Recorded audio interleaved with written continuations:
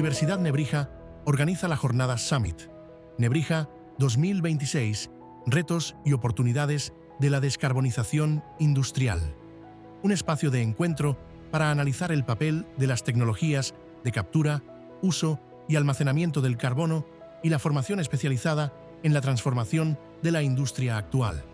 La Universidad Nebrija reúne en esta jornada a destacados responsables empresariales, institucionales y académicos vinculados al desarrollo de estas iniciativas, con el objetivo de analizar el estado actual de la descarbonización industrial, sus principales retos y las oportunidades que se abren para empresas, instituciones y profesionales. Nebrija, la universidad. Más de 30 años impulsando la innovación, el humanismo y el compromiso profesional.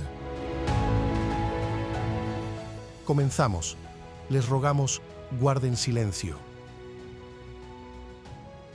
Es un placer para la Universidad Nebrija acoger este encuentro en torno a un reto estratégico para nuestro país, como es la descarbonización industrial, su impacto en la competitividad, en la reindustrialización y en la formación de talento especializado.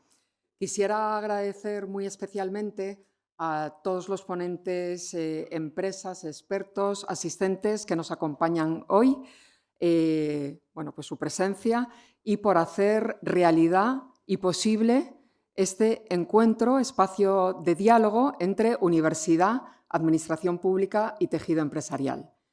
Vamos a dar comienzo con unas palabras del doctor don Luis Díaz Marcos, CEO de la Universidad Nebrija.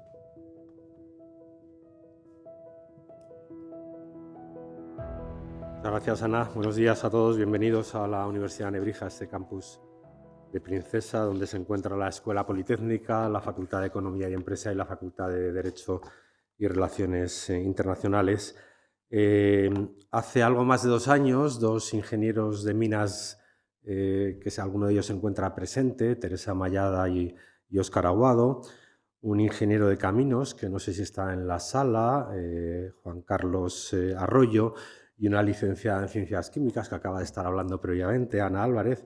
Me convocaron a una reunión para decirme que la universidad tenía que empezar a montar una línea de trabajo académico relacionado con la captura, transformación, uso, almacenamiento de CO2. Yo la verdad es que casi no sabía de lo que me estaban hablando en aquellos momentos, pero me pareció que era interesante. Yo había hecho una tesis doctoral sobre temas relacionados con sostenibilidad y me pareció que era una preocupación a la que teníamos que atender, ¿no? Tras otras cuantas reuniones y bastantes conversaciones con gente de la universidad y de fuera de la universidad decidió poner en marcha un Máster Executive en colaboración con Técnicas Reunidas y con otras 22 entidades. Fruto de esa colaboración y esa puesta en marcha de esa iniciativa académica, estamos hoy aquí para montar para tener este encuentro de debate entre todos ustedes, ¿no?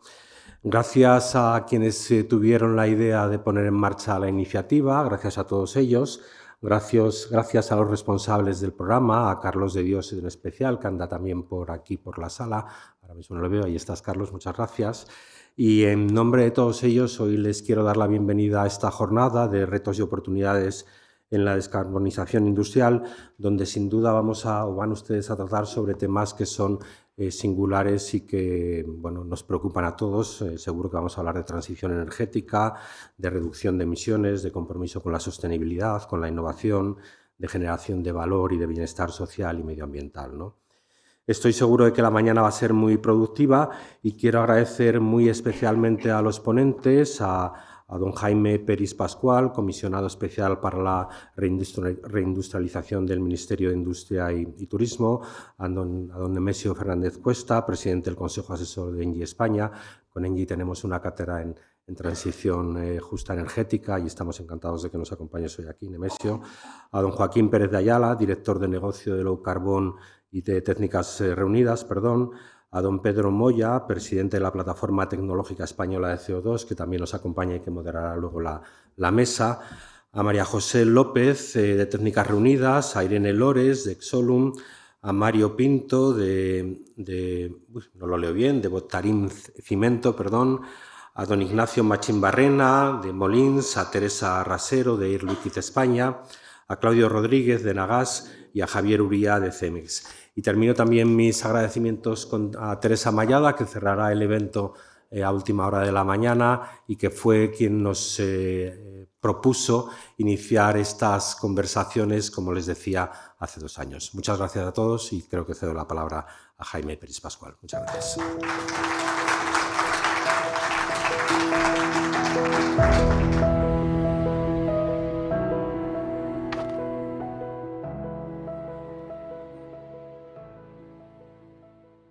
Bueno, buenos días a todas y a todos.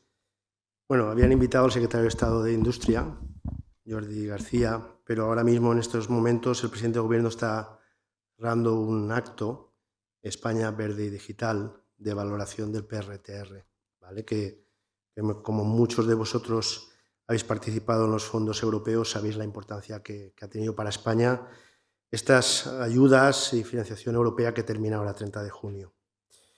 Bueno, buenos días al CEO de Universidad Nebrija por invitarnos, a los representantes de Técnicas Reunidas, al conjunto de entidades colaboradoras en esta organización de este Summit sobre la descarbonización de la industria.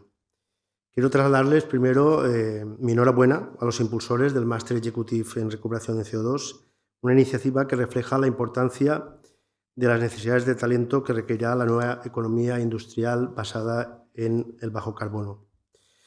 Es un placer compartir esta jornada con ustedes en el ámbito académico, empresarial e institucional para reflexionar conjuntamente sobre cómo convertir esta transición energética, que no tiene marcha atrás, en una auténtica palanca de competitividad, inversión y empleo. Hoy somos más de 8 millones de personas en el planeta. En apenas un siglo la población mundial se ha multiplicado por 4, mientras que el consumo energético global se ha incrementado en más de 10 veces. Sin embargo, más del 80% de la energía primaria mundial continúa siendo de combustibles fósiles. La concentración atmosférica de CO2 ha superado ya las 420 partes por millón, niveles sin precedentes en cientos de años, de miles de años en el mundo.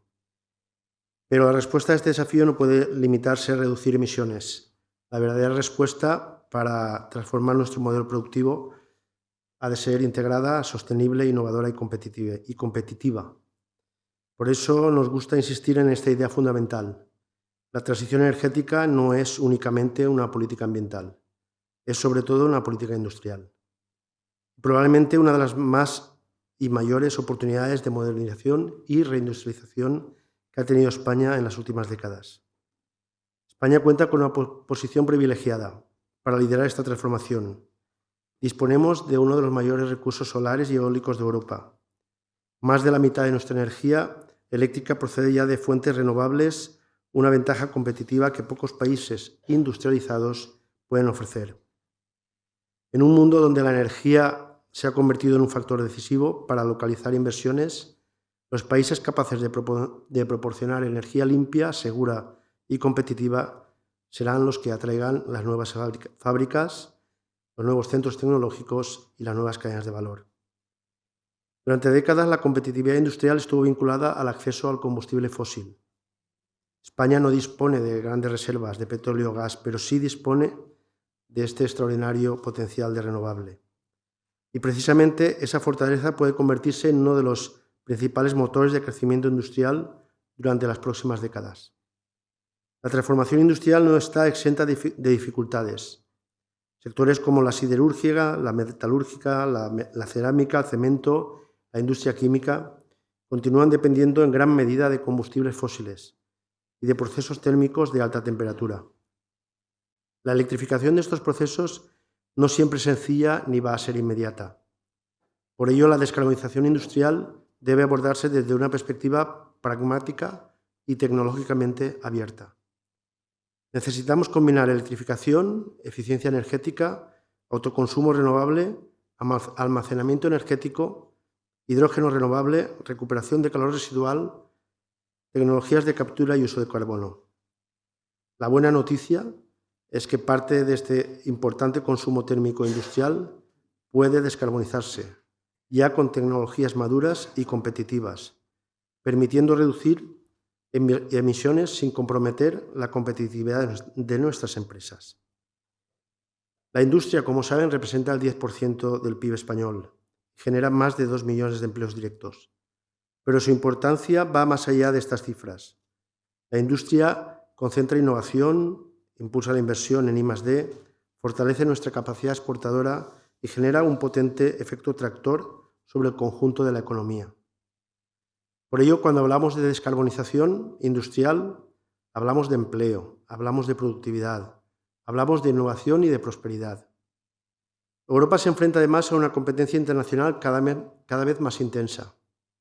Estados Unidos, por ejemplo, ha desplegado enormes incentivos para atraer inversiones industriales vinculados con tecnologías limpias.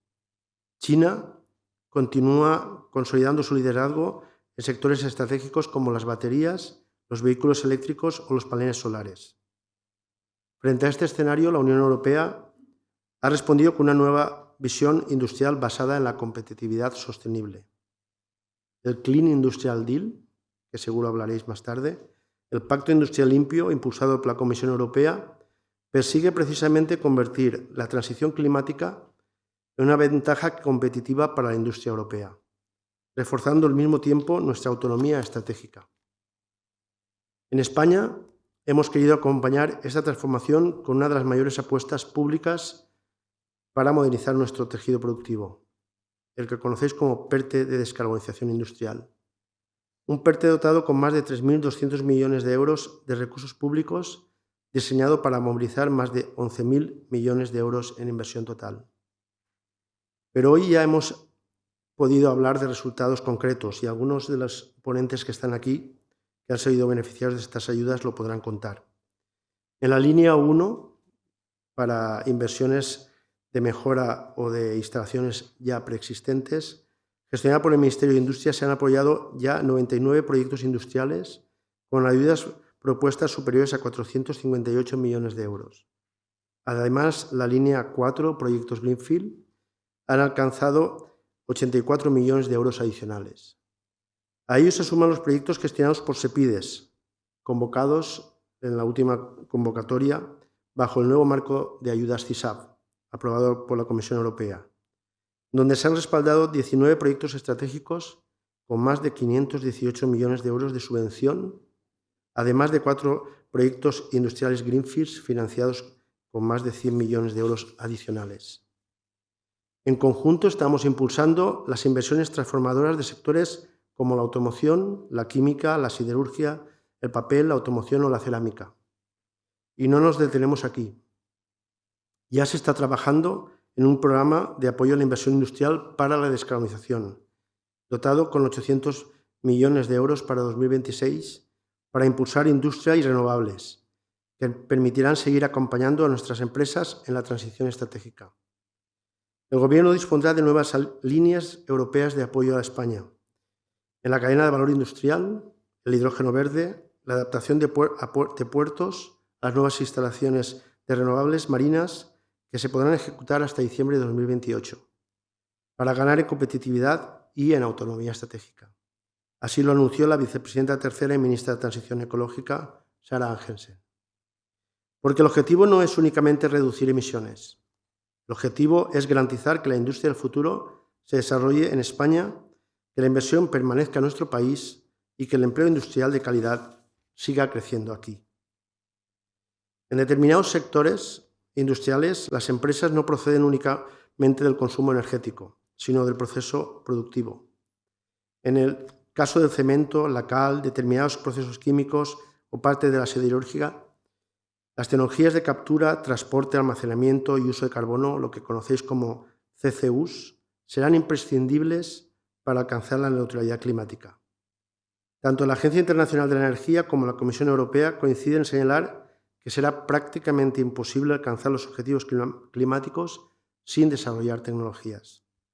Además, el carbono capturado puede convertirse en una materia prima para combustibles sintéticos, productos químicos avanzados, fertilizantes o materias renovables.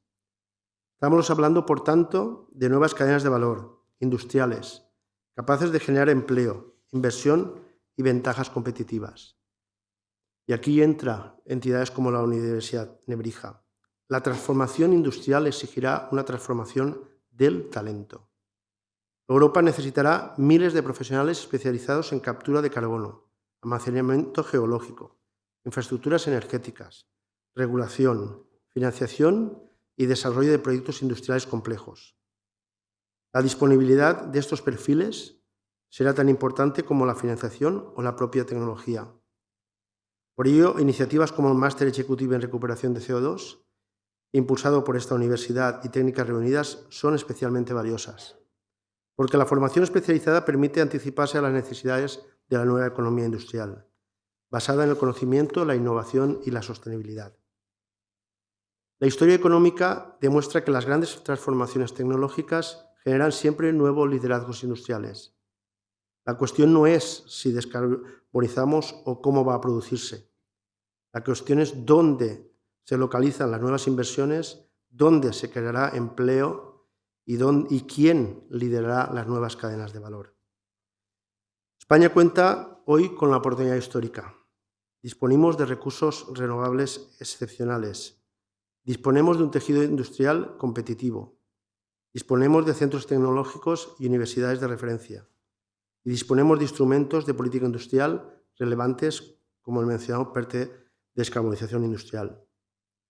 Si entre todos somos capaces de integrar energía renovable, innovación tecnológica, financiación, infraestructuras y talento, la descarbonización puede convertirse en el gran motor de la reindustrialización española durante las próximas décadas.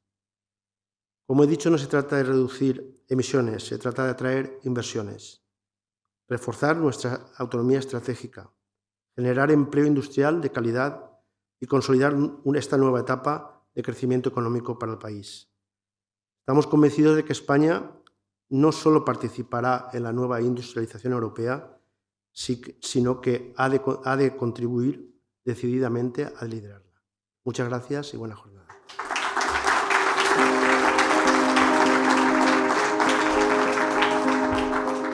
Muchas gracias. A continuación toma la palabra don Nemesio Fernández Cuesta, presidente del Consejo Asesor de ENGIE y exsecretario de Energía, con la ponencia La captura de CO2, una nueva realidad.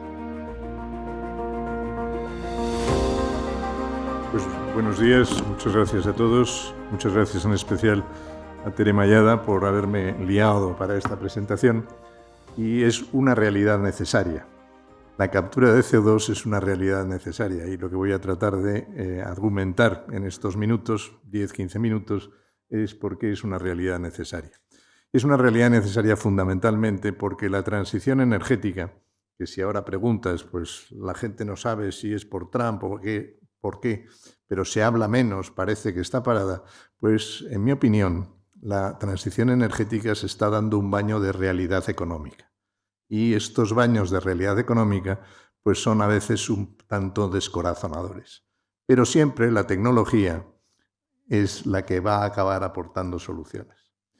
Este gráfico es un gráfico de ACER, la Asociación de Reguladores de Energía Europeos. Es el precio del hidrógeno, es un informe que está publicado en diciembre del año pasado. La línea morada es el hidrógeno verde que cumple las especificaciones RFNBO de la Unión Europea. La línea verde es hidrógeno verde con un electrolizador alcalino. Y las dos líneas inferiores es la azul oscura, es el hidrógeno gris tal y como se produce y se consume hoy en España, y la línea superior, la azul más clara, es el hidrógeno azul con captura de CO2. Si nos fijamos en el eje de la derecha, pues ese es el precio en euros por megavatio hora del hidrógeno verde. Entonces el precio por megavatio hora del hidrógeno verde pues está entre 250 y 300 euros megavatio. La sustitución del gas natural, que en tiempos de crisis cuesta 50 euros megavatio, por un combustible sustitutivo que cuesta 300 euros megavatio o 250, 300 euros megavatio, es cuando poco compleja. ¿Qué es la oportunidad?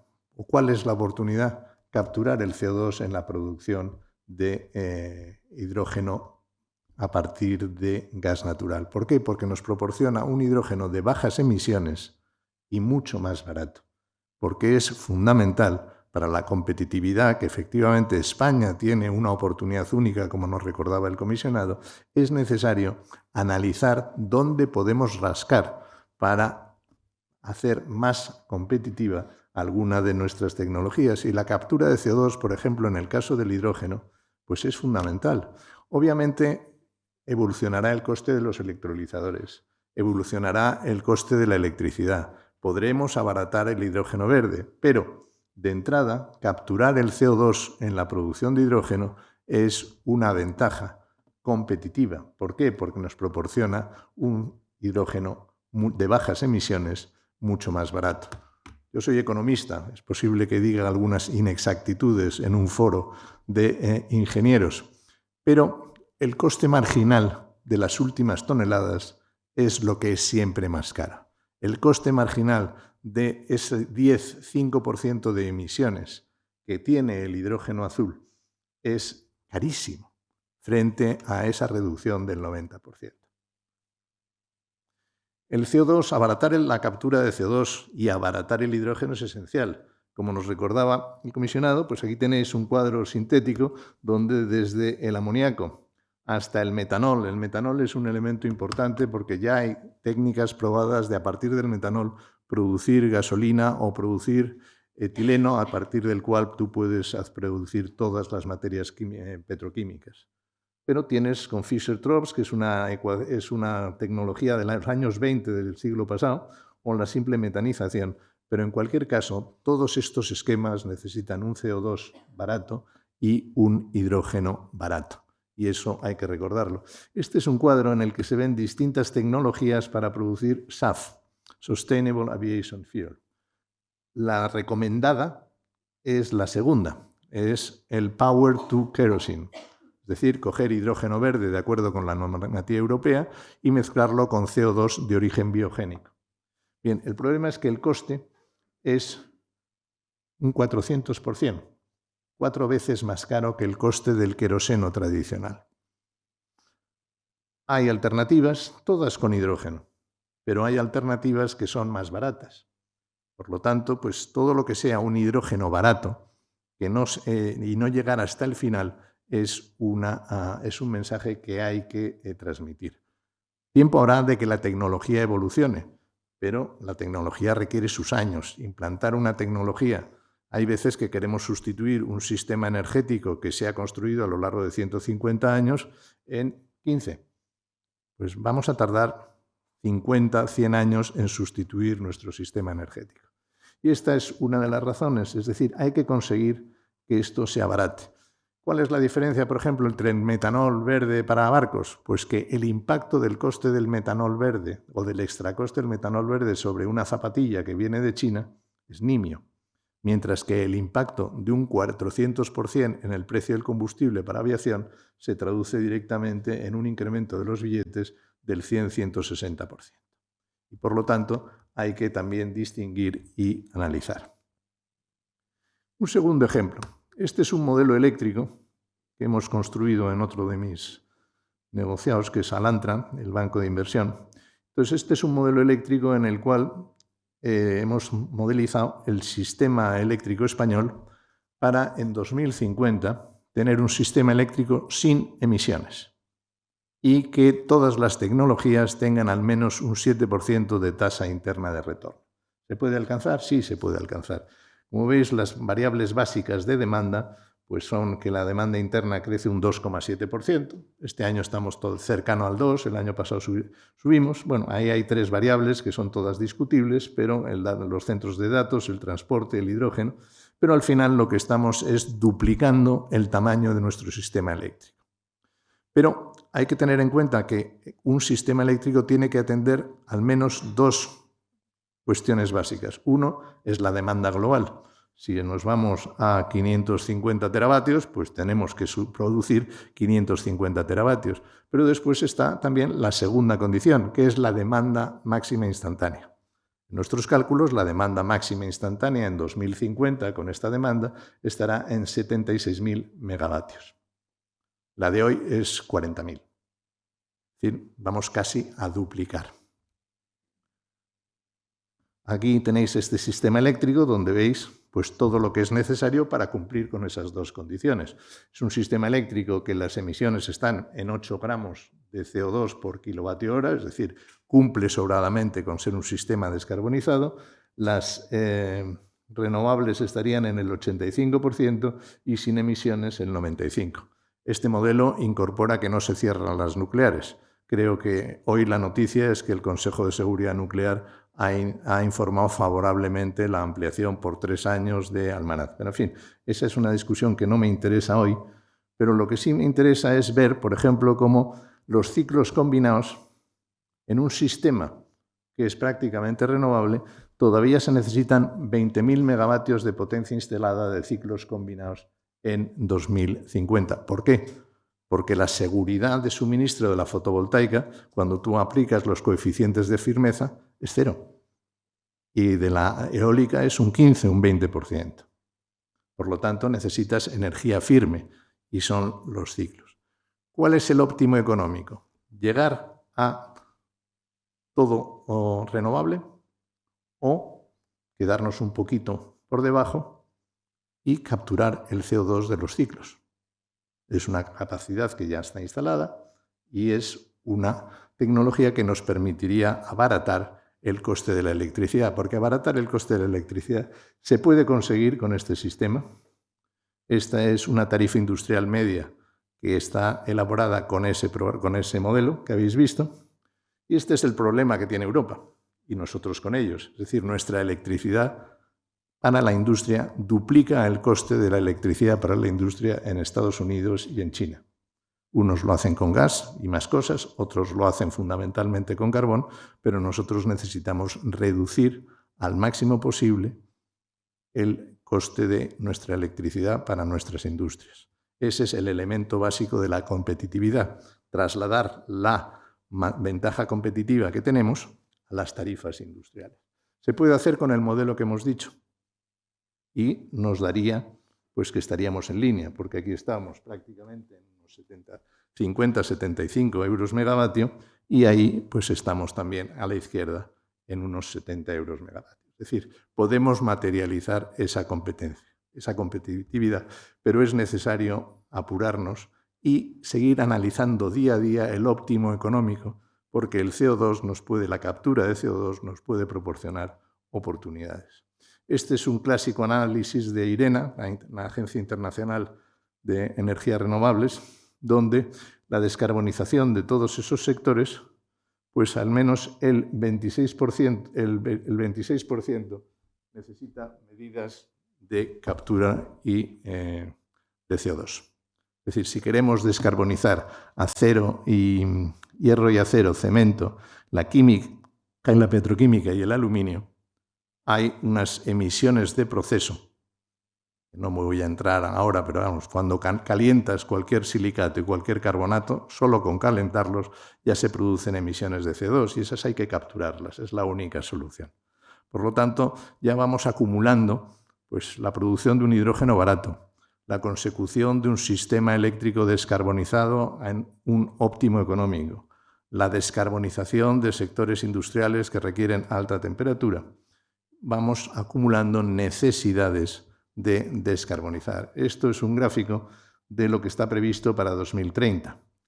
Puede parecer mucho, pero es absolutamente descorazonador, porque estamos hablando de 300 millones de toneladas y las emisiones anuales de CO2 son 40.000 millones de toneladas.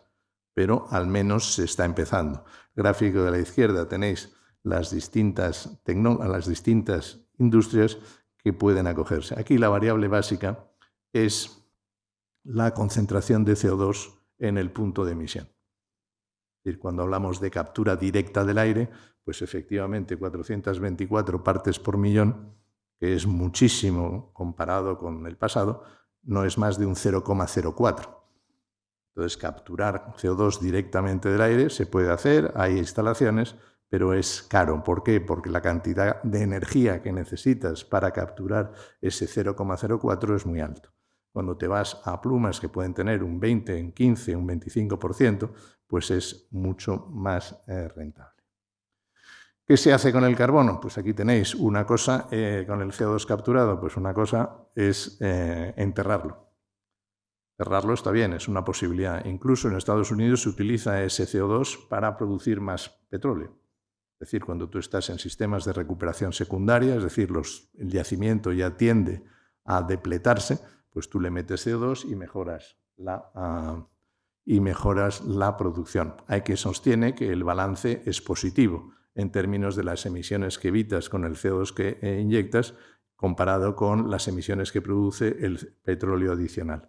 No voy a entrar en esa discusión. Lo que sí me preocupa del coste es que cuando tú inyectas un CO2 en un reservorio subterráneo, tienes que monitorizarlo. Es decir, no vale con dejar el CO2. Los que sois químicos pues, o ingenieros, que yo no lo soy, pues sabéis que se convierte en una especie de fluido crítico, porque por la presión y temperatura. Entonces, ¿cómo se comporta el CO2 a 2.000 metros de profundidad y a 70 grados de temperatura?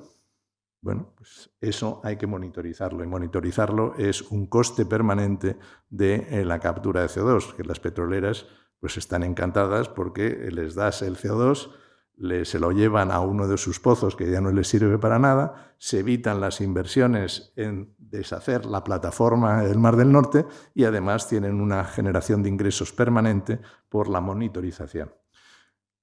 Dicho lo cual, pues hay otras alternativas que ya están aceptadas por la Unión Europea, pero que son caras.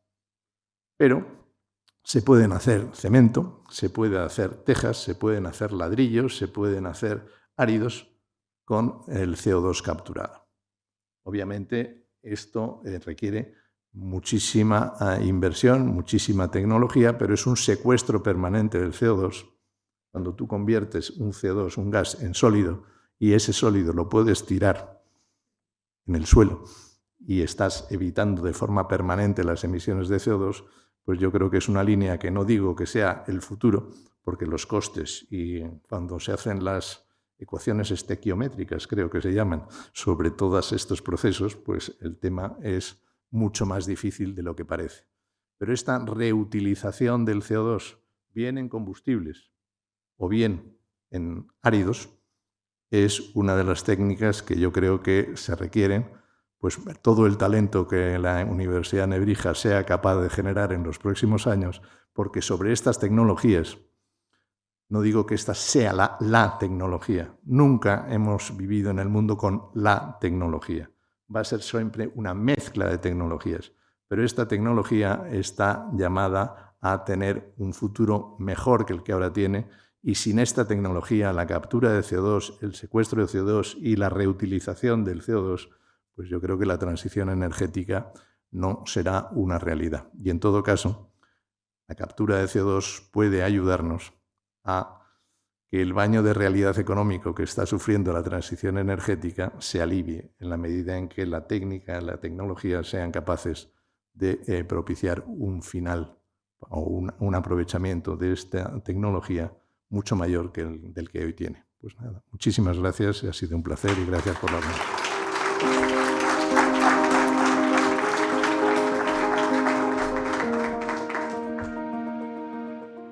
Muchas gracias. A continuación nos va a dar su visión don Joaquín Pérez de Ayala, director de negocio Low Carbon de Técnicas Reunidas, y nos va a hablar de los retos y oportunidades de la descarbonización industrial.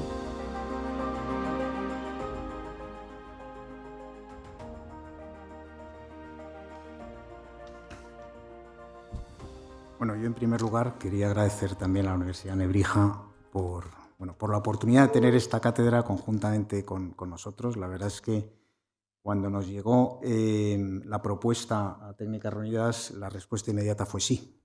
Fue sí, porque en lo que respecta a la captura de carbono, a la cadena de valor del carbono, tenemos muy pocas ventanas de visibilidad, muy pocas, ¿no? Recuerdo que estamos aquí todas las empresas que participamos en esas pocas ventanas, somos los sospechosos habituales. Y lo bueno que tenemos es que seguimos apoyando esta iniciativa porque, como bien se ha explicado previamente, la verdad es que es absolutamente necesario, ¿no? La captura de carbono dentro de un portfolio de soluciones de descarbonización pues quizá a lo mejor es el elemento menos conocido en España, pero como bien decía la película, el título de la película, esto es todo a la vez en todas partes, ¿no? Y hay que aplicar todas las tecnologías que hay disponibles para avanzar en la descarbonización de los distintos sectores industriales. Bueno, la verdad es que yo creo que la intervención de Nemesio y del comisionado han dado unas ideas, la verdad es que muy relevantes. Yo tenía algunas de ellas aquí apuntadas, con lo cual voy a centrarme, como no quiero quitar mucho tiempo, voy a centrarme en 2 o 3 ideas que creo que son necesarias tener en la cabeza cuando hablamos de la captura de carbono. En primer lugar, la captura de carbono forma parte de una cadena de valor. Una cadena de valor que es la captura, seguramente una logística terrestre, seguramente una infraestructura portuaria que ayuda a gestionar ese carbono, una logística marítima y un almacenamiento. Me voy a centrar en lo que es el almacenamiento de carbono. Yo creo que el uso es una aplicación adicional que en algunos casos pues, tiene sentido económico, como se ha comentado previamente. Claro, cada uno de estos segmentos tiene agentes distintos. Agentes distintos son empresas distintas, con estrategias distintas, con exigencias de rentabilidad distintas y hay que asegurar que, primero, la puesta en marcha de toda la cadena coincide en el tiempo, que ese es un reto que tenemos ahora mismo, ¿no? Estamos en el famoso huevo de la gallina, ¿no? Si desarrollamos almacenamiento o no porque no hay suficiente captura, o si desarrollo más captura porque hay o no almacenamiento. Pero luego también toda esa cadena tiene que funcionar ya en la fase de operación de una manera muy acompasada. Esto, para que sea bancable ese negocio en su conjunto, todas las inversiones asociadas a esa cadena, esto tiene que funcionar de una forma ordenada, ¿no? Y esto es un reto. Esto es un reto porque cada uno de estos señores, pues, como os comentaba antes, exigirá rentabilidades distintas a cada uno de las inversiones que conforman, digamos, esa cadena, ¿no? Claro, esto hay algunos países que lo están trabajando de forma muy intensamente, sobre todo están generando mucho debate entre los agentes que hay en el sector, y bueno, me centro en el Reino Unido porque es el que más conozco, ¿no? Al final, cuando tú vas a reuniones asociadas al desarrollo de hubs de captura de carbono en el Reino Unido, te encuentras con un nivel de las conversaciones asociadas a la captura de carbono muy, muy por encima del que podemos tener aquí en España. Lo digo así con toda la claridad, ¿no? O sea, yo creo que ahí hay un conocimiento muy avanzado de esquemas regulatorios, de esquemas de financiación, de estructuras de asegurar que esa cadena de valor funciona durante toda la fase de operación.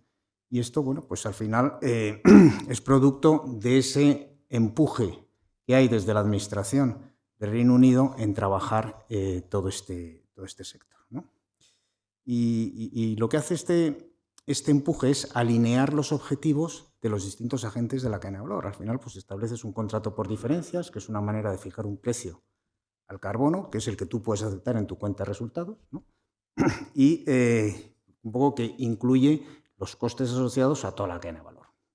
Y esto lo que hace es alinear, a todos los agentes y trasladar un apoyo decidido a largo plazo e integral de toda la cadena.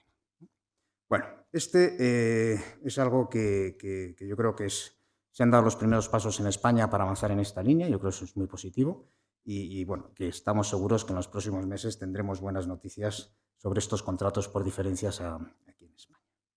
Se ha comentado también el almacenamiento. Yo creo que el almacenamiento es uno de los grandes retos que tenemos también, no solamente en España, sino en otros países. Solamente voy a dar unos datos. Nosotros estamos trabajando en Estados Unidos en algún proyecto que incluye almacenamiento de carbono, producción de hidrógeno azul con almacenamiento de carbono. El coste que nos están dando para transportar y almacenar carbono es de entre 15 y $20 la tonelada. Lo que encontramos aquí en Europa es varias veces esto. Esto en una industria globalizada es una ventaja competitiva brutal, si estamos pensando en una economía descarbonizada. Y bueno, voy terminando. Se ha hablado de regulación. Yo creo que el tema de la regulación es algo... al final, la regulación es la que crea los mercados, ¿no? O sea, se crean los mercados a partir de las políticas que los gobiernos establecen para dinamizar la inversión en la descarbonización, ¿no? Hombre, siempre se dice, ¿no? La regulación debe ser estable, pues por supuesto tampoco inamovible. Es decir, si hay cosas que no funcionan, pues que se cambien, ¿eh? Y que se cambien rápido. Es decir, que no tardemos muchos años en cambiar la regulación. tiene que ser ambiciosa, ¿no? Pero también tiene que ser pragmática. Es decir, el pragmatismo hace posible alcanzar los objetivos ambiciosos que nos planteamos, el pragmatismo regulatorio. Y eso es algo que yo creo que Europa, como bien ha dicho Nemesio Fernández Cuesta, se está dando un baño de realidad económica y yo creo que está aprendiendo. Y yo en este mundo, digamos, de euforia que tuvimos hace 2, 3, 4 años acerca de la descarbonización, que parecía que todo el mundo iba a tener un coche de hidrógeno en su casa, ahora estamos pasando a un escenario un poquito más, yo no voy a decir depresivo, ¿no?, sino más realista, más realista, y que creo que está en el comienzo del despegue. El despegue y que van a llegar estos cambios regulatorios, estas propuestas regulatorias que van a permitir dinamizar los mercados y avanzar en toda esta inversión. Y no tengo nada más. Yo solamente también animar a toda la universidad a que siga con este programa. La verdad es que, como bien se ha dicho antes, se necesitan profesionales que conozcan este sector, que lo manejen bien en todas sus dimensiones, no solamente la tecnológica o la ingeniería, sino también la económica, la regulación, mercados. Y bueno, yo estoy seguro que este programa es, digamos, una de las referencias en este sentido. Muchas gracias.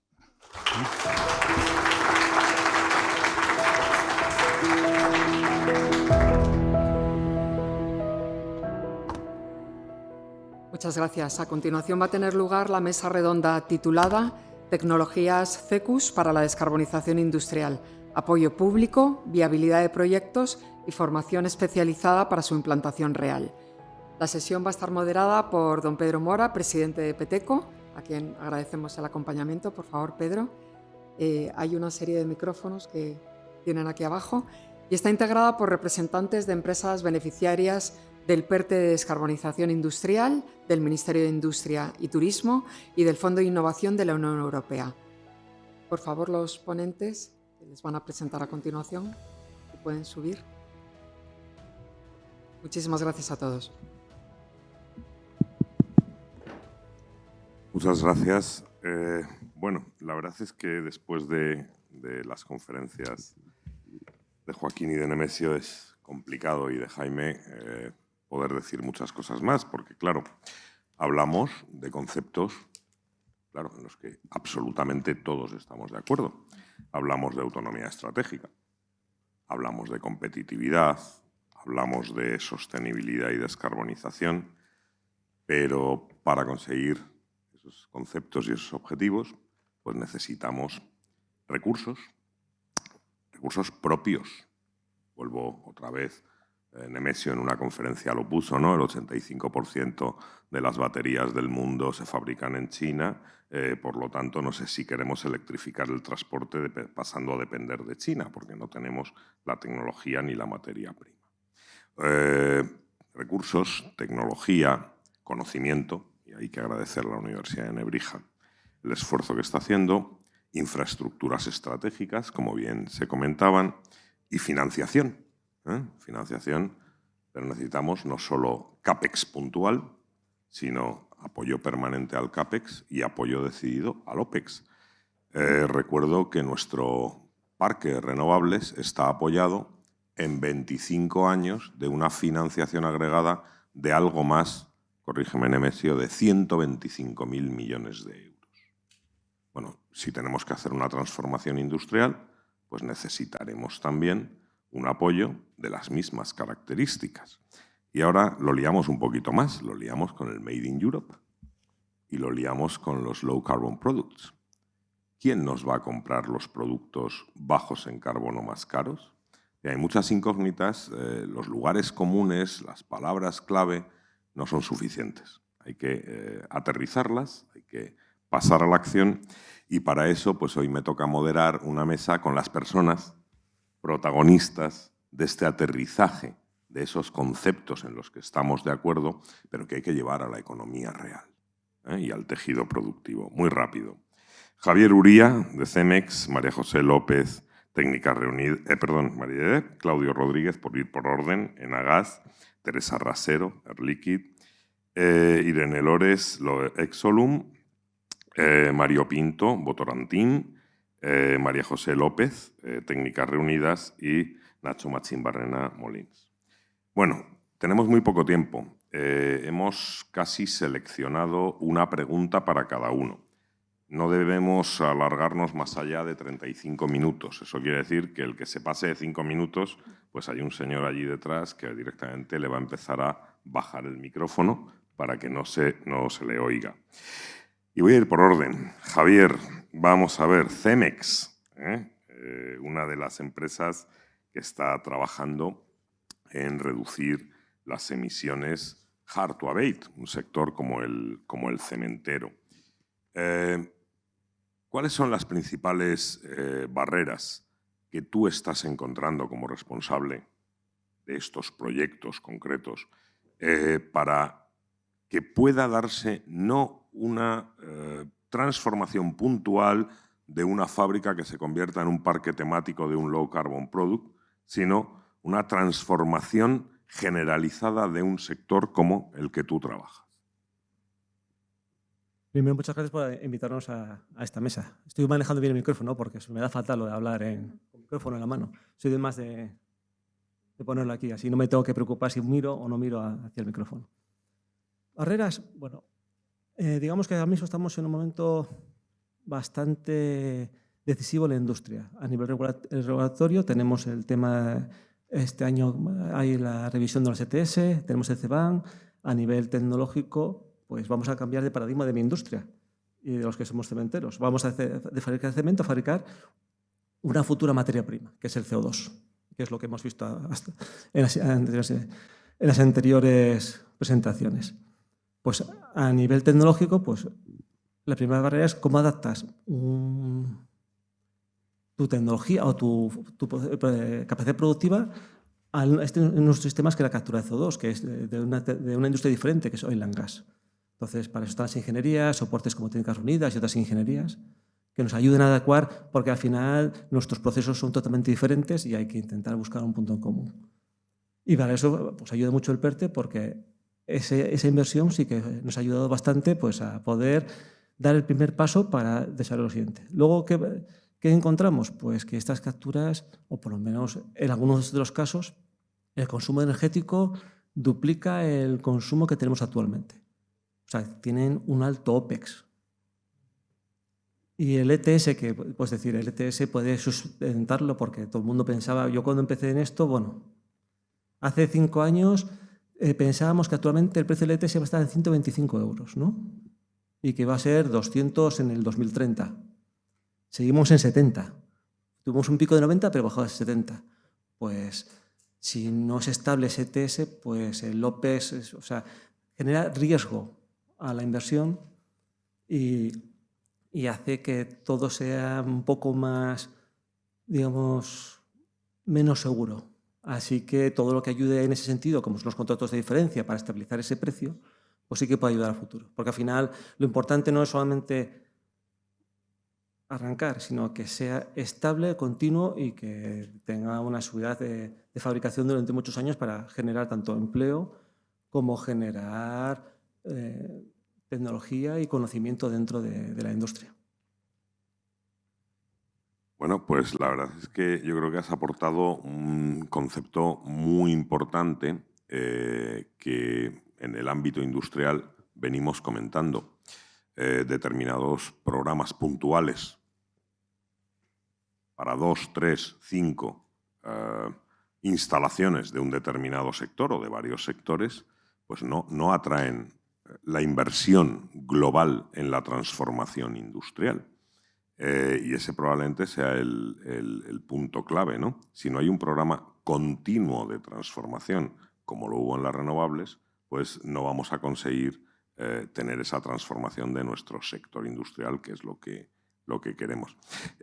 Y quizá a lo mejor desde el siguiente punto de vista, Claudio, tú eres uno de los posibles prestadores del servicio, un servicio de parte de la cadena, el transporte. En el fondo, tú gestionas infraestructuras estratégicas de país y, por tanto, tienes una visión sobre cómo hay que desarrollar esas infraestructuras estratégicas de país para que permitan a la industria ser competitiva y podáis prestar servicios competitivos a esa industria. ¿Cuál es la visión que tenéis desde Enagás sobre ese desarrollo de infraestructuras competitivas que den servicio a la descarbonización? Bueno, obviamente estamos en un contexto que efectivamente, como se ha dicho, son infraestructuras costosas, pero que de alguna forma el reto está en buscar soluciones sinérgicas que de alguna forma sean capaces de impactar en el mayor número de actores y, por tanto, trasladarles un coste ciclo de vida. Aquí no hablamos obviamente de inversión, hablamos de un TOTEX. Hay que valorar el coste de la infraestructura gestionada a 20, 30, 40 o 50 años. Hablamos de infraestructuras energéticas y, por tanto, de largo plazo. Nosotros en el año 23 lanzamos una primera Call for Interest precisamente para saber exactamente qué es lo que había, qué empresas tenían capacidad o tenían interés en capturar, qué empresas tenían interés en infraestructura y, sobre todo, hacer un primer mapeo para tratar de posicionar esos desarrollos de infraestructuras que fuesen capaces de capilarizar esos entornos de captura y de demanda y, sobre todo, pensar que el modelo en el que se está pensando en España es un modelo que, considerando la pobreza geológica desde el punto de vista del almacenamiento, con una intensidad de almacenamiento elevada y competitiva. El ejemplo de la pobreza geológica está que el sistema de gas natural ha tenido que desarrollar el GNL. Somos líderes a nivel europeo porque no tenemos esa capacidad geológica para almacenar gas natural bajo tierra y que seguramente por esa pobreza, aparte de todo aquello que se pueda utilizar en el país, que será muy bienvenido y luego hablamos un poco de una segunda Call for Interest donde queremos poner además valor en todo aquel CO2 que sea biogénico para dar un valor adicional a la red y la posible utilización intermedia del CO2 capturado y una exportación por buque donde poníamos en valor también una sinergia extraordinaria muy ligada al mundo de gas natural, que es que ese CO2 debe de licuarse para exportarse y, por tanto, la utilización del frío, que en España, por detrás de Japón, que obviamente son pioneros en la utilización del frío del GNL para otros usos industriales. Aquí hemos desarrollado ya 2 hubs de utilización del frío. Entendemos que cada planta de regasificación española, en España tenemos 7 plantas en el conjunto del territorio, permite vertebrar instalaciones de captura y de licuación costo eficiente y competitiva para esa exportación. Y con esa visión de conjunto, pues hemos intentado desarrollar también ámbitos de conocimiento tecnológico. Entendemos que este es un mundo de colaboración, las infraestructuras son de medio y largo plazo, pero hay que actuar ya en el corto y tratar de ver todos los que están desarrollando estas tecnologías en Europa desde el punto de vista del transporte y almacenamiento para colaborar con ellos y no estar pensando en lo mismo, sino tratar de acelerar el desarrollo de ese conocimiento. Y luego, pues ejemplo de eso, pues que ya hemos presentado, hay algunas infraestructuras prototipo, una de ellas es el Hub del Norte, que está asociado a la captura de carbono en Cantabria, en Navarra y en el País Vasco, con un punto de concentración y exportación en la planta de BBG en Bilbao y que es un proyecto que se encuentra en la segunda lista de PCIs. Y 2 iniciativas adicionales, una en el entorno del Hub de Cataluña y otro en el Hub de Levante, en el cual hemos presentado para fondos de Innovation Fund 2 infraestructuras adicionales para ser capaces de replicar ese mismo modelo, ir replicando ese modelo y tratar de agregar y capturar y establecer lo que a muy largo plazo y con una visión europea debería de ser una infraestructura interconectada. Y ahora estamos completando ese posicionamiento con una nueva Call for Interest que tiene una mayor ambición, que piensa también en una consulta efectiva en identificar productores de CO2 biogénico y que si en la primera Call for Interest identificamos más de 10 millones de toneladas de CO2 capturables y transportables, ahora ambicionamos a encontrar cerca de 14 millones y seguir consolidando y confirmando que efectivamente hay ese interés y seguir avanzando en lo tecnológico para buscar soluciones costo eficientes de cara al desarrollo de esas infraestructuras a nivel nacional. Muchas gracias, Claudio. Bueno, estáis siendo, vamos, como relojes suizos, ¿eh? Fantástico. Vamos a pasar a otro punto de vista. Tecnología e industria, industria ayudando a industria.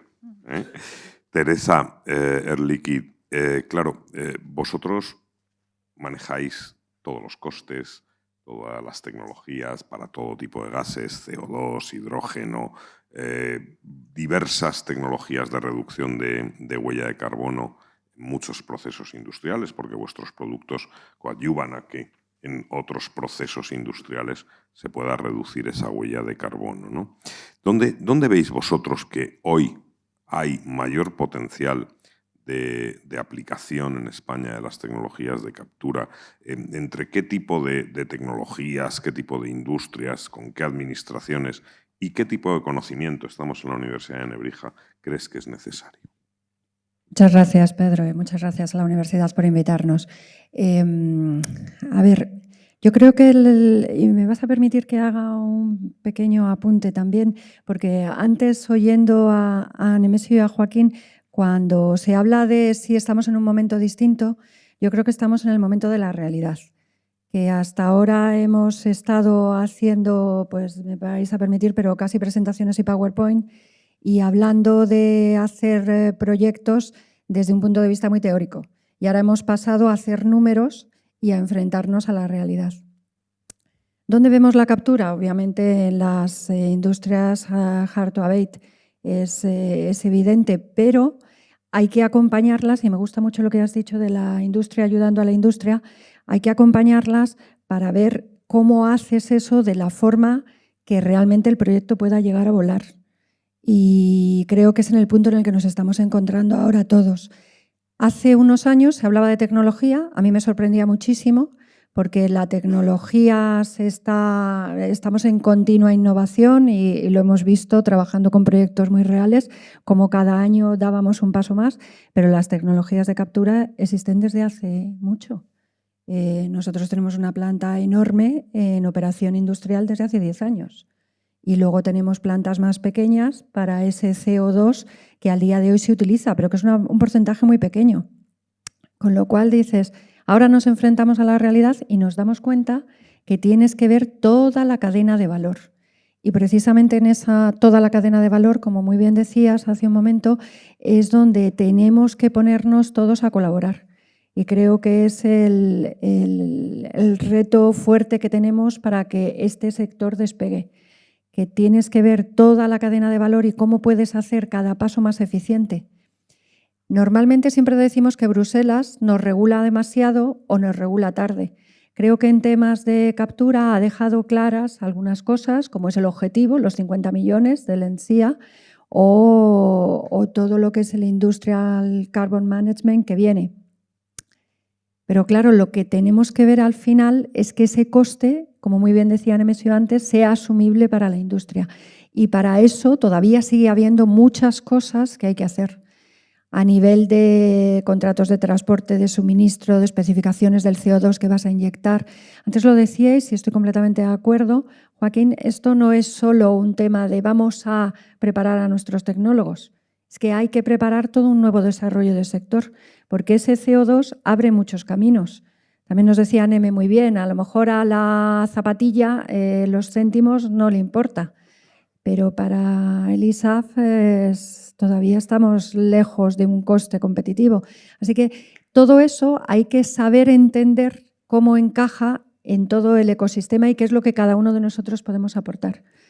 Y la última parte que me decías, claramente, o sea, hablamos mucho de infraestructuras críticas, me he pasado a disculpar, pero creo que lo más crítico siempre es desarrollar el talento que se necesita, y más para un sector que está todavía en definición y que ahora tenemos que pasar realmente a tomar los FIDs y hacer crecer.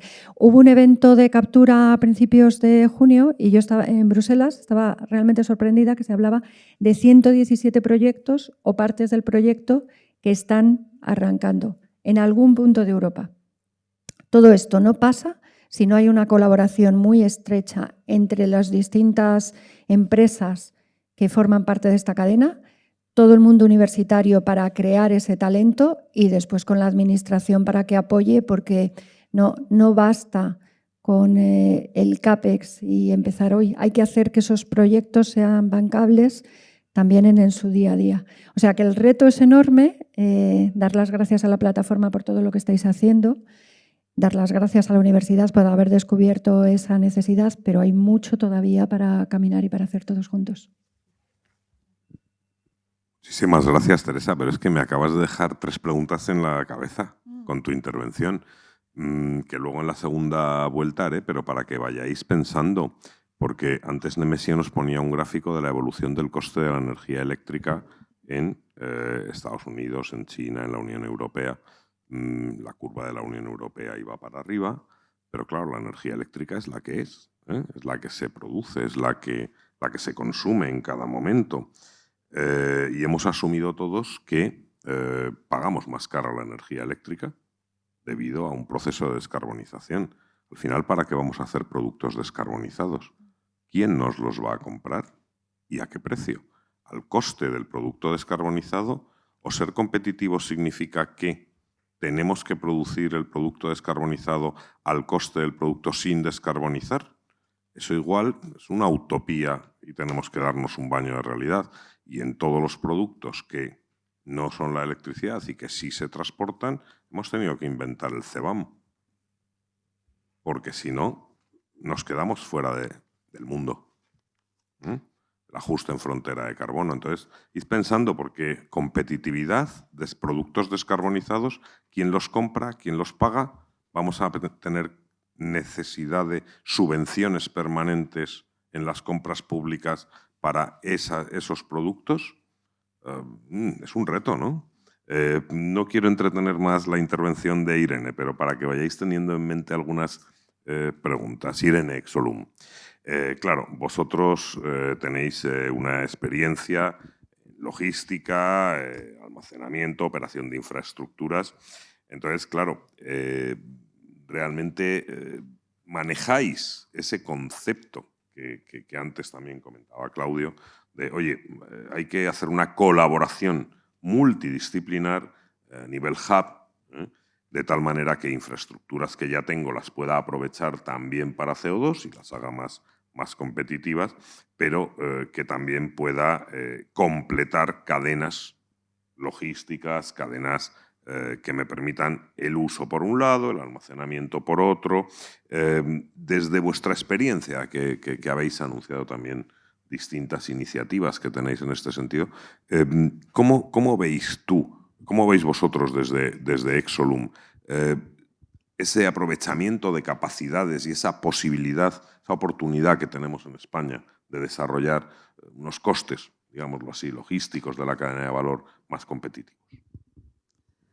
Bueno, buenos días a todos. Muchas gracias, Pedro. En primer lugar, comentaros que bueno, Exolum es una compañía que tiene casi 100 años de experiencia, que los cumpliremos el año que viene, en el transporte y almacenamiento de líquidos a granel y que, bueno, que a pesar de que somos tan mayores, pues también llevamos ya muchos años participando en dar soluciones de transición energética a nuestros clientes. Y un poco en la línea de lo que me preguntabas, Pedro, la verdad que somos una compañía que apostamos por la logística multimodal, multiproducto.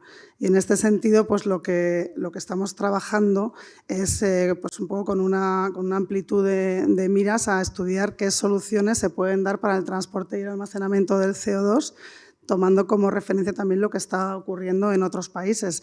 O sea, totalmente de acuerdo que es muy importante el desarrollo de infraestructuras a largo plazo, resilientes y competitivas, pero también tenemos que tener en cuenta que estas infraestructuras pues, van a ser muy costosas, ¿no? Como bien ha dicho Claudio, y que tenemos que trabajar con todos los medios a nuestro alcance para explorar qué otras alternativas pueden haber. Entonces, nosotros como Exolum estamos estudiando, además de potenciales modos de transporte por tubería, que sí que lo vemos una solución a largo plazo para grandes volúmenes, grandes distancias, pues también estamos estudiando la logística por tren y por camión.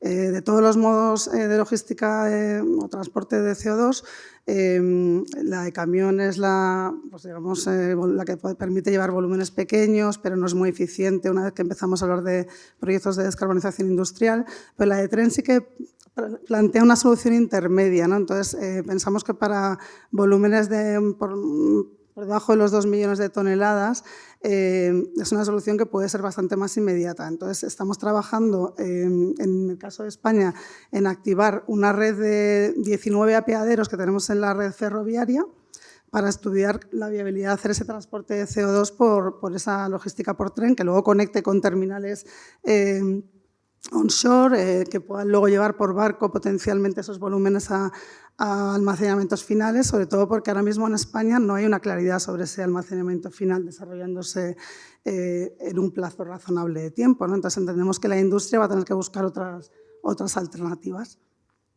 Y bueno, yo creo que más o menos ya no me enrollo más. Otras, no, vamos muy bien de tiempo. Otras alternativas que no nos dotan de autonomía estratégica. Bueno, se te ha olvidado una de la ecuación. Pero bueno. Mario, Votorantim. Claro, vosotros sois una multinacional, también cementera, y estáis, bueno, viendo otras áreas del mundo donde no hay la presión regulatoria que tenemos en Europa, pues cómo evoluciona estos objetivos, ¿no? Fuera de la Unión Europea, probablemente ausencia de financiación pública, incluso ausencia de objetivos en otros países con los que vosotros también estáis comparando. Claro, ¿cómo conseguís dentro de un grupo cementero trasladar el mensaje de que hay que invertir en estas tecnologías y asumir unos OPEX mucho más elevados y seguir siendo competitivos? ¿Cómo explicáis eso desde dentro? En 5 minutos no voy a conseguir explicártelo, pero bueno. Antes de nada, gracias por la invitación, gracias a Nebrija por la organización y también con mucha satisfacción que veo que finalmente estamos dedicando educación a estos temas. Alguien habló que el talento es una clave importante. Hoy por hoy sufrimos la falta de talento para estos temas. Para contestar a tu pregunta, Pedro, es muy difícil. Somos una empresa brasileña y la única operación que Votorantim tiene donde existe esta presión regulatoria sobre el CO2 es España.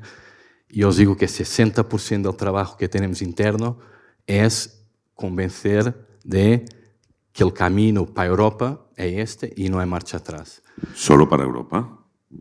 Por ahora solo para Europa. Y explico por qué. Porque alguien habló, y creo que es importante, que no hay sostenibilidad sin rentabilidad. Es para mí una clave importantísima, que la descarbonización es muy importante para salvar el planeta, pero el motor es el motor económico. Y la descarbonización no es solo para el cemento, es para toda la industria, como forma también para Europa. Porque para Europa es tan importante, porque es la forma de, y Don Nemesio lo ha puesto muy claramente, garantizar una independencia energética que hoy por hoy no tenemos. Como cementeros, ¿vale? Nosotros tenemos, también se refirió bastante, 65% de nuestras emisiones vienen del proceso químico de fabricación. O sea, nosotros no podemos vivir sin captura de carbono. Y al contrario de otras industrias, nosotros tenemos fechas límites. El 2034, si no cambia ahora, se acaban las asignaciones gratuitas. 2040, 2041, probablemente ninguna industria de Europa puede seguir funcionando sin tener solución para el CO2. Y también recorriendo a la presentación de Don Nemesio, que ponía que el coste, lo que llamamos el abatement cost de CO2 en cemento, ponía entre 97 y 120 dólares. Eso es en España bastante más, ¿vale? Y es mi punto final de la presentación, porque tenemos todavía falta de infraestructuras de almacenamiento. Podemos decir que España estará, el abatement cost depende de la ubicación de las plantas, no me equivoco decir entre 130 a 170 dólares. Y ahora, este gap de 40 dólares, para nosotros como cementeros es algo novedoso, porque nosotros trabajamos con márgenes de diferenciación de 4 euros, 10 euros. Ahora tenemos una diferenciación que viene de la captura de carbono que puede llegar a 30, 40 dólares. Es un cambio total en nuestra forma de ver el mercado y de competir. Volviendo a la captura de carbono, y también ya se habló aquí, muy importante, para nosotros cementeros es una obligación. Y otra cosa importante que poco se habla, que es agilidad en autorizaciones y permisos. En España todavía es una pesadilla sacar un permiso para lo que sea, y necesitamos agilidad. ¿Y por qué es tan importante para España? Porque hemos conseguido, como Pedro habló, este año tenemos un impuesto para los productos de carbono, o sea, estamos equilibrando la competitividad con países fuera de la Unión Europea, pero España tiene un déficit importante de competitividad con otros países europeos. Y vuelvo a estos $160 de abatement cost. Si yo necesito de 160 y alguien en Alemania o Países Bajos tiene 120, entonces mi industria coge un riesgo importante de deslocalización. Entonces es muy importante que España, y hay que decir que sí se está haciendo cosas, los contratos por diferencia ya están en la agenda, hay financiación pública que está saliendo, pero es muy importante tener conciencia de que para la competitividad de España es muy importante alinear agendas también con otros países de Europa. No sé, Pedro, si te contesté a lo que... Me has contestado perfectísimamente y en un brasileiro muy claro.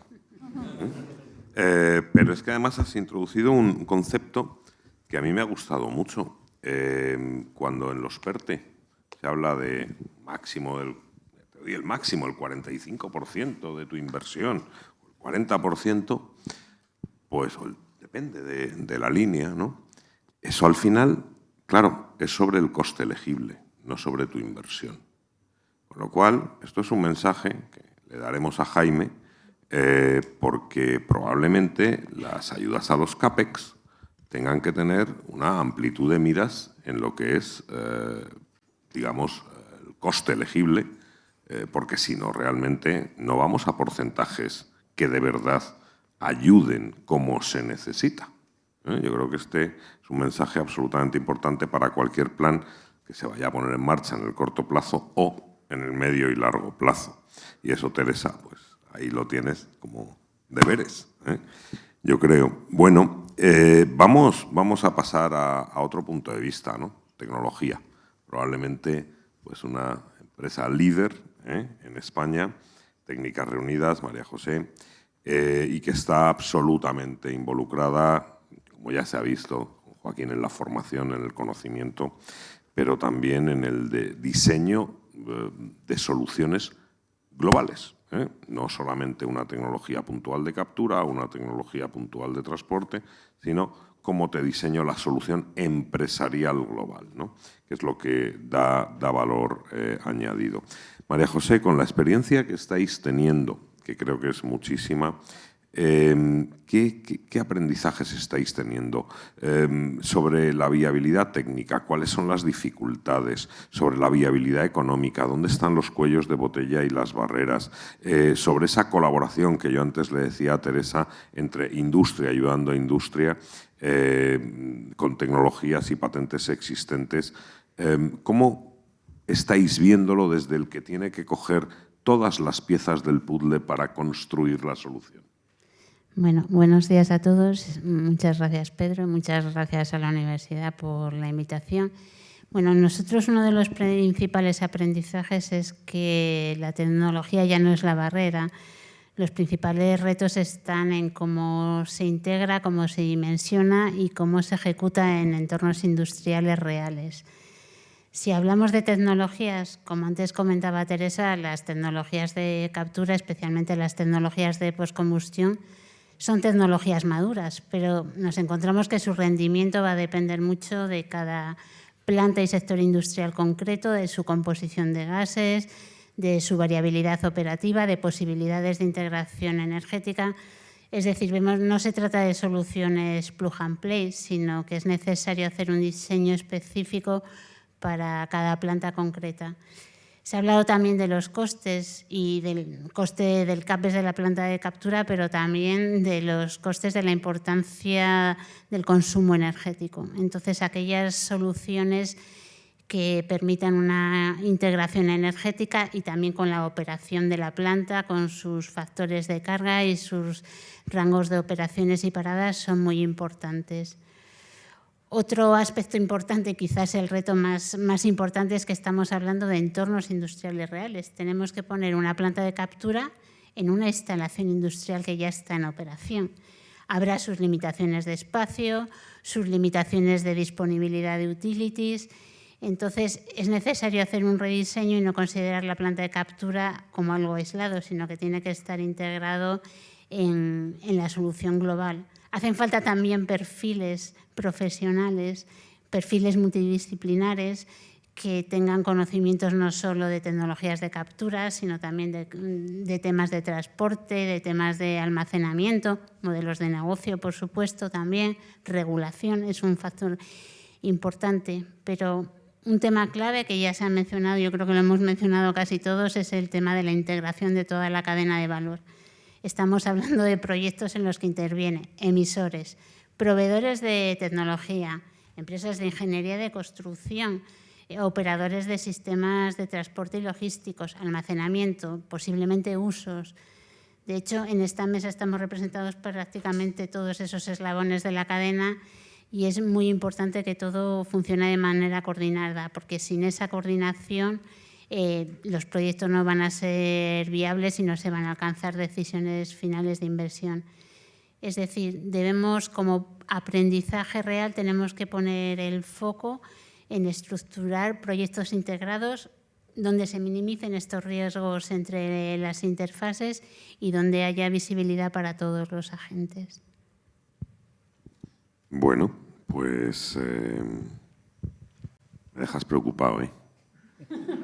Porque pide muchísimos cuellos de botella, muchísimos cuellos de botella. Eso quiere decir que hay que trabajar todavía muchísimo más de lo que estamos trabajando, ¿eh? Claro. Bueno, pues paso a Nacho Machín Barrena, Molins. Yo iba a decir Cementos Molins, pero luego me regañáis, ahora sois Molins, ¿eh?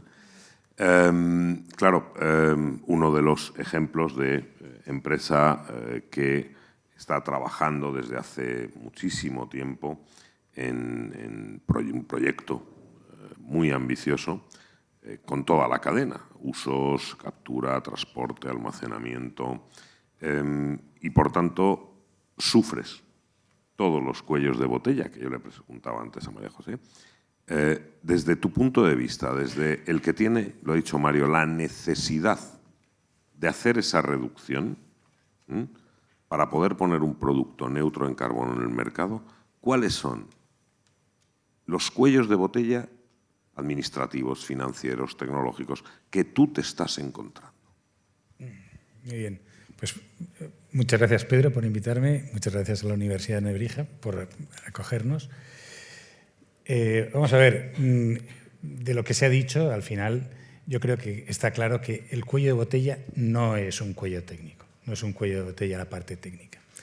¿Cuál es el principal problema con el que nos encontramos? Una falta o un exceso de riesgo sobre el conjunto de las cosas. Un exceso de riesgo sobre el tema de almacenamiento, no sabemos lo que cuesta, ¿no? Un exceso de riesgo sobre el transporte, no sabemos lo que cuesta, y un riesgo sobre la parte de captura, que es la nuestra, sobre la cual tenemos todavía una cantidad ingente de cosas de aprender, ¿no? Efectivamente, estamos hablando de vamos a capturar CO2, ya se hace en cantidades industriales, pero no metidos en unos procesos con variabilidades, con combustibles alternos, que tienen que ser más, en fin, con una complejidad infinita. Bueno, y a todo esto, pretendemos decir cuánto cuesta, pero que es una osadía tremenda. No tenemos ni idea de lo que cuesta. Tenemos una idea aproximada de, bueno, la parte de almacenamiento así, la parte de transporte así, la parte de captura, no sabemos lo que cuesta la energía, que es la parte más importante del tema, así, y alguien nos viene y dice, oye, que nos va a venir a decir, oye, ¿a cuánto queréis vosotros? ¿Cuál es vuestro contrato por diferencia? Y entonces nos encontramos en este famoso baño de realidad, de decir, oye, cuando lo vamos a poner a los números, todos lo estamos incrementando. Y entonces nosotros tenemos la suerte que fabricamos el segundo mejor material del mundo, el segundo más resistente. El primero es el papel, que lo aguanta todo. Claro, entonces nos encontramos con que decimos, oye, vamos a una cosa que en otros países nos están diciendo, oye, almacenar no es tan caro, transportar no es tan caro, cuando todo el mundo sabe de qué habla, ¿no? Pero nosotros aquí en Europa sabemos relativamente poco de qué hablamos. Entonces, este es uno de los principales problemas que tenemos, que no sabemos muy bien de qué hablamos y además hablamos demasiado despacio. Y además, cuando estamos hablando de integrar una cadena de valor, Lo que tampoco estamos percibiendo upfront, es decir, una empresa, cuando va a tomar una decisión de inversión, lo de menos es lo que va a invertir. Lo demás son los compromisos a largo plazo que coge para el transporte y para el almacenamiento. Se encuentra, oiga, take or pay, 15 años de transporte, take or pay, 15 años de almacenamiento. Esto es absolutamente absurdo, ¿no? Lo hace tremendamente complicado. Y entonces nos encontramos con esta cosa que yo creo que alguien ha mencionado, de los contratos por diferencia, las cantidades. Dice, bueno, sí, no, es que esto necesita ayudas. Al final, los productos descarbonizados, que todos pretendemos hacer, los vamos a pagar entre todos, ¿eh? Es decir, las empresas están para ganar dinero y los consumidores estamos para ir consumiendo los coches, las gasolinas, los cementos, en fin, todas estas cosas. Lo vamos a pagar nosotros. Tenemos el interés de que este sea lo más barato posible, ¿no? Y esto es lo que de alguna forma ahora tiene que ocurrir. Tiene que ocurrirse una rápida disolución de los riesgos, aclaramiento de los riesgos de almacenamiento, permisos. El tema de permisos es extremadamente lento. Nosotros en nuestro camino nos estamos encontrando con un muy decidido impulso de los actores industriales, ¿no? Y una absoluta incomprensión de quien en el fondo debería entendernos mucho mejor, que son el mundo ambiental, ¿no? Esto no es nuevo en España. En España el tema, las empresas cementeras, algunas de ellas todavía se llevan sin poder valorizar combustibles alternos por unas cuestiones que son complicadísimas de entender. Yo creo que esto es un poco los cuellos de botella con los que nos encontramos. Yo creo que en el fondo es conceptualmente asumir entre todos que esto tiene un tiempo límite, tiene el 2023-24 para estar decidido. El que no lo haya hecho sus labores para entonces probablemente va a llegar tarde, ¿no? Yo creo que esto, y luego pues es la decisión por parte de la Administración para escucharnos de forma que podamos ir más rápido. Es curioso, por ejemplo, los contratos por diferencia que se acaban de aprobar ahora en Dinamarca, ¿no? Dinamarca acaban de aprobar, no son unos contratos por diferencia, son unos contratos de fondo. Y entonces, ¿qué es lo que les está pasando? Bueno, pues que son buenísimos, ¿eh? Les dan 117 euros por tonelada de CO2 capturado. Para ponerlo en perspectiva, el Innovation Fund equivale a 20 euros por tonelada. Los PERTE de descarbonización equivalen a 20 euros por tonelada, 117 euros por tonelada. Y el planteamiento de otros actores distintos del mundo del cemento ha sido no voy. Y no voy porque sigue teniendo muchos riesgos, ¿no? Entonces, aquí en España yo creo que una de las cosas, yo sugiero que hagamos dentro de las cosas positivas, ¿no?, para limar cuellos de botellas, agilicemos estas conversaciones, escúchennos, déjennos ver qué es lo positivo, qué es lo negativo, qué puede ser aceptable y qué es inaceptable. Como capturadores, como descarbonizadores, bueno, pues a lo mejor tenemos que llevar una parte muy significativa de toda la cadena de valor, pero no pueden poner a las empresas en situación de ir a bancarrota porque firma un acuerdo que no le vale, que no lo hará nunca, ¿no? Y luego miremoslo también en términos de efectividad. Es decir, descarbonizar una fábrica como la nuestra, que es la fábrica promedio probablemente en Europa, de 1 millón de toneladas, 1.100.000 toneladas, equivale a descarbonizar todo el parque automovilístico de Barcelona. Entonces, cuando ponemos esto en perspectiva y decimos 700.000 vehículos, 6.000 euros por tonelada, 6.000 euros por vehículo de ayuda del Estado, no sé cuántos, 4.200 millones de euros para hacer esto, para descarbonizar todo el parque automovilístico de Barcelona. Mire, con la tercera parte de eso resolvemos el problema del cemento. Con la tercera parte, de golpe.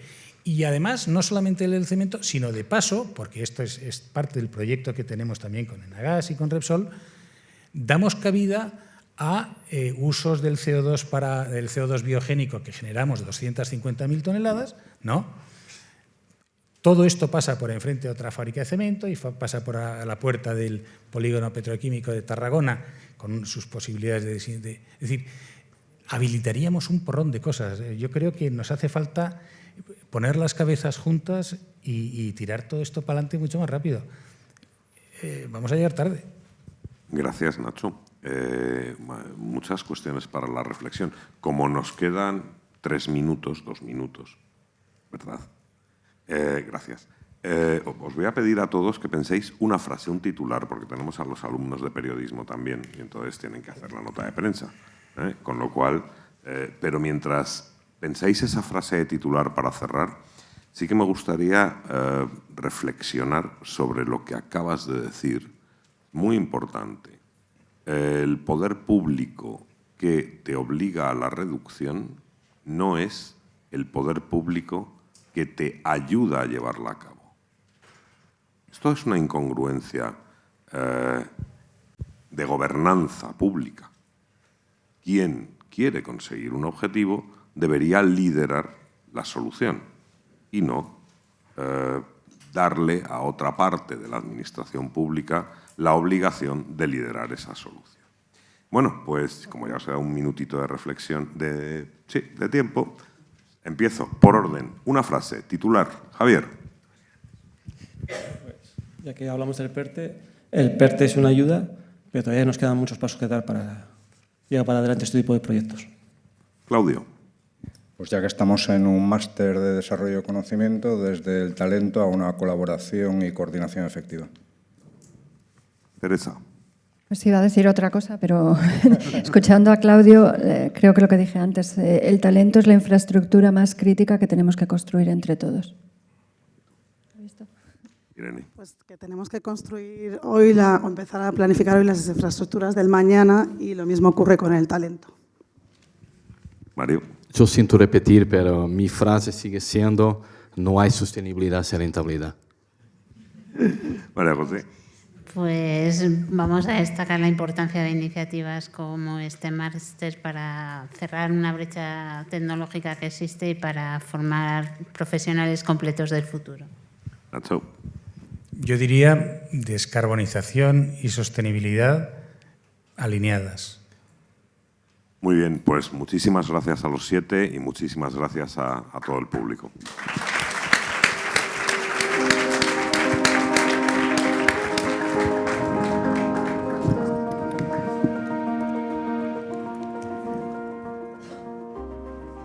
Muchas gracias por todas las intervenciones. Gracias, Pedro, por la conducción. La verdad es que magnífica mesa. Y a continuación queremos compartir con todos ustedes desde la experiencia directa cómo la formación especializada está respondiendo a estos retos tecnológicos industriales. El carbono se ha convertido en uno de los grandes desafíos de nuestro tiempo.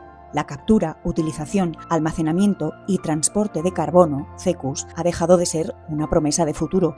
Se está convirtiendo en una pieza clave de la transición energética. Mientras grandes proyectos avanzan en todo el mundo, Europa acelera sus compromisos climáticos y busca soluciones para reducir las emisiones de industrias donde la descarbonización sigue siendo especialmente compleja. Pero existe un problema.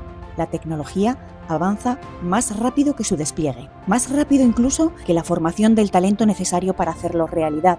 La gran brecha ya no es solo tecnológica, es humana. Una brecha de talento que exige perfiles capaces de conectar conocimiento y ejecución y de diseñar e implementar soluciones en un contexto con altas exigencias técnicas, regulatorias y económicas. Profesionales capaces de convertir la innovación en proyectos reales de descarbonización a gran escala. Por ello, nace el Máster Executive en Recuperación de CO2 de la Universidad Nebrija, orientado a formar a quienes liderarán las tecnologías de captura, utilización, almacenamiento y transporte de carbono. Tenéis la oportunidad de aprender de unas tecnologías que van a crear valor a la sociedad, van a evitar las emisiones de CO2 a la atmósfera y, por tanto, van a generar un bien objetivo al conjunto de nuestra civilización y del planeta. A mí me gustaría que todos aquellos profesionales que en sus empresas necesitan ponerse al día en estas tecnologías que sin duda son, desde mi punto de vista, absolutamente necesarias para que nuestra industria en España sea competitiva, pues lo vean como una ayuda que va a venir muy bien a cada una de sus empresas. Esta apertura al mundo del CO2 pues me ha cambiado completamente mi perspectiva de este ámbito y veo un potencial y un futuro importante. Con el máster estoy adquiriendo unas herramientas que me van a posibilitar afrontar todos estos proyectos de una manera mucho más completa. Las tecnologías CCUS, de captura, transporte, uso y almacenamiento de CO2, son un mecanismo de choque y probablemente sea la única opción o de las pocas opciones que vamos a tener en los próximos años para poder llegar a esa convergencia. Estas tecnologías de choque son muy relevantes y van a necesitar de muchos profesionales en el futuro. A nivel profesional es súper interesante estar en primera línea de una tecnología que sí o sí va a pasar, porque es complementaria al resto de las tecnologías. Entonces, estar en esa primera línea te va a dar una capacidad para crecer profesionalmente y ser capaz de dirigir equipos, promocionar la tecnología y hacer que en un futuro todo esto crezca más rápido. Formar parte de la próxima generación de profesionales que impulsarán la descarbonización industrial no es solo una oportunidad, es una necesidad para construir el futuro energético que ya está tomando forma.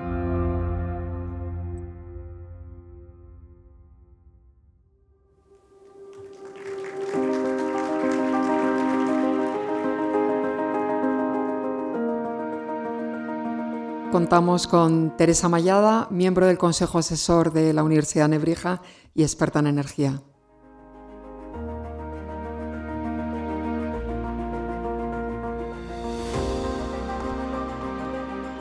Buenos días, ya casi tardes a todos. Doctor don Luis Díaz Marcos, CEO de la Universidad Nebrija, don Nemesio Fernández Cuesta, don Joaquín Férez de Ayala, representantes de empresas, de organismos, de instituciones, profesores, alumnos, miembros de la comunidad universitaria, señoras y señores, permitidme comenzar agradeciendo vuestra participación, vuestra presencia en esta jornada y, haciendo una mención especial al comisionado especial para la reindustrialización del Ministerio de Industria y Turismo, que ha tenido que ausentarse por motivos de agenda, pero que con su intervención pues creo que ha situado este debate donde entendemos que tiene que estar, y es en la reindustrialización de nuestro país. Para la Universidad Nebrija es una satisfacción acoger una jornada de este tipo, pero también es una responsabilidad, y ahora me explico. Creo que a lo largo de la jornada ha quedado muy claro que la descarbonización industrial no es una aspiración lejana, ya está condicionando decisiones de inversión, planificación industrial, estrategia energética y competitividad, que se ha repetido aquí en numerosas ocasiones. Nuestro país, España, se juega mantener su industria, se juega desarrollar capacidades tecnológicas propias y hacer compatible la transición energética con una industria fuerte, moderna y competitiva. Y por eso la Universidad Nebrija está apostando de forma muy clara por el sector industrial, por el sector energético. Nebrija quiere contribuir activamente a la reindustrialización de nuestro país desde aquello pues, que mejor puede aportar una universidad, que es talento, conocimiento, especialización, anticipación a las necesidades y colaboración con las empresas.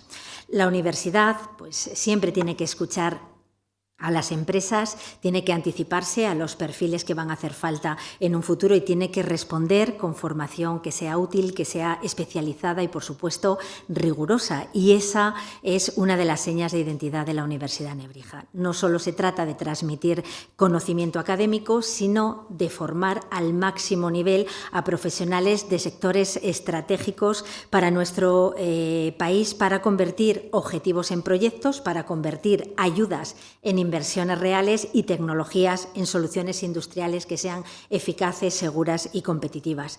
Y precisamente dentro de esa apuesta de Nebrija por la descarbonización, por el sector industrial y por el sector energético y por una formación alineada con las necesidades reales de las empresas, ahí se enmarca el Máster Executive en Recuperación de CO2, un máster que se viene impartiendo desde el principio de este año en Nebrija y que queremos consolidar en una nueva edición el año que viene o el curso que viene.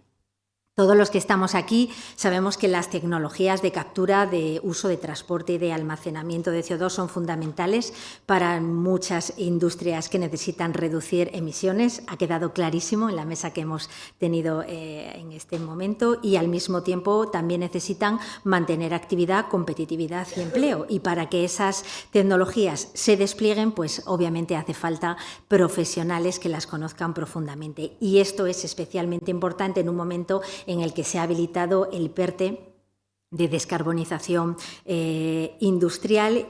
Tenemos ante nosotros, sin duda, una gran oportunidad, pero solo se va a convertir esa oportunidad en proyectos reales si las empresas cuentan con los equipos preparados. Las ayudas activan la inversión, pero son las personas quienes hacen posible que los proyectos se diseñen bien, se tramiten a tiempo y se ejecuten con solvencia. No puede ser un cuello de botella la falta de talento especializado, y por eso hay que anticiparse, y por eso Nebrija está a disposición de las empresas.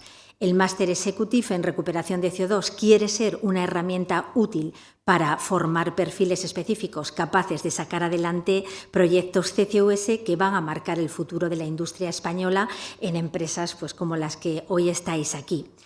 Sí que puedo deciros que Nebrija cuenta con profesionales de primer nivel, expertos que conocen la realidad tanto de la industria como del sector energético, también de la empresa, de la regulación. Permitidme que ponga como ejemplo a Ana Álvarez Castro, que es directora de Executive Education Formación Continua, a Carlos de Dios, coordinador académico del Máster Executive en recuperación de CO2, a Virginia Espallargas, que es directora de programas Executive, y a toda la Politécnica, con el decano Juan Carlos Arroyo al frente, pero también profesores que han hecho un buen trabajo al frente de este máster. Está entrando por la puerta Jesús Guzmán, al que también quiero agradecérselo, y por supuesto a Iván Zamarrón y a Jorge González. Y también pues, a quienes desde el Consejo Asesor humildemente tratamos de contribuir a orientar esta oferta formativa hacia las necesidades reales del mercado. En esta primera edición contamos además con profesionales de altísimo nivel, de unas 20 empresas, organismos, muchos de ellos os encontráis hoy aquí, y las valoraciones de los alumnos, también muchos de vosotros estáis hoy aquí, parece que son positivas, confirman que se está dando al máster un enfoque adecuado, valoráis de manera muy positiva los contenidos, especialmente pues todos aquellos que conectan directamente con la realidad de los proyectos. Y ya finalizo agradeciendo a Técnicas Reunidas, socio preferente del máster, su colaboración, a Joaquín, a Jesús Bécares, a Miguel Ángel Hernando, que hoy no ha podido estar con nosotros por un asunto personal. Quiero agradeceros vuestro compromiso con esta iniciativa y el haber contribuido a darle una orientación práctica e industrial y conectada con proyectos reales a la formación impartida por Nebrija. Gracias también a todos los profesores, expertos, empresas colaboradoras y sobre todo alumnos que estáis haciendo posible esta primera edición. Yo estoy convencida de que la segunda será todavía mejor. Solo hay que nutrirse pues, de jornadas como esta, donde profesionales de altísimo nivel pues, nos han dado su punto de vista fundamental para que la formación se adecue a las necesidades de la empresa. Muchas gracias a Irene, a Claudio, a María José, a Teresa, que se ha tenido que ir, a Mario, a Javier y, por supuesto, a Pedro Mora, que sus intervenciones y su manera de llevar estas mesas, tanto en el ámbito industrial como energético, garantizan siempre el éxito. Y por eso pues, nos gustaría contar en la segunda edición del máster, obviamente, pues, con alumnos profesionales de las empresas que estáis aquí y también de otras muchas profesionales que os podemos asegurar que después de recibir el máster van a volver a vuestras compañías con herramientas muy útiles para impulsar proyectos reales, porque ese es el objetivo tanto de este máster como de la Universidad Nebrija, ayudar a que las empresas, también las administraciones, aprovechéis mejor pues las oportunidades, las empresas, oportunidades de financiación, que podáis acelerar vuestros proyectos de descarbonización y reforcéis vuestras capacidades internas. Desde Nebrija queremos contribuir a que España no solo hable de reindustrialización, sino que la haga posible. Y finalizo también dando las gracias a todo el equipo que pues ha hecho realidad esta jornada, y ahí tenéis un QR que me ha dicho Ana que lo tengo que decir, ¿verdad? Que ahí podéis ver toda la información relativa a esta jornada, al máster, y sin más, pues ahora ya en una conversación más distendida pues podremos aprovechar también y tomarnos algo. Muchísimas gracias a todos.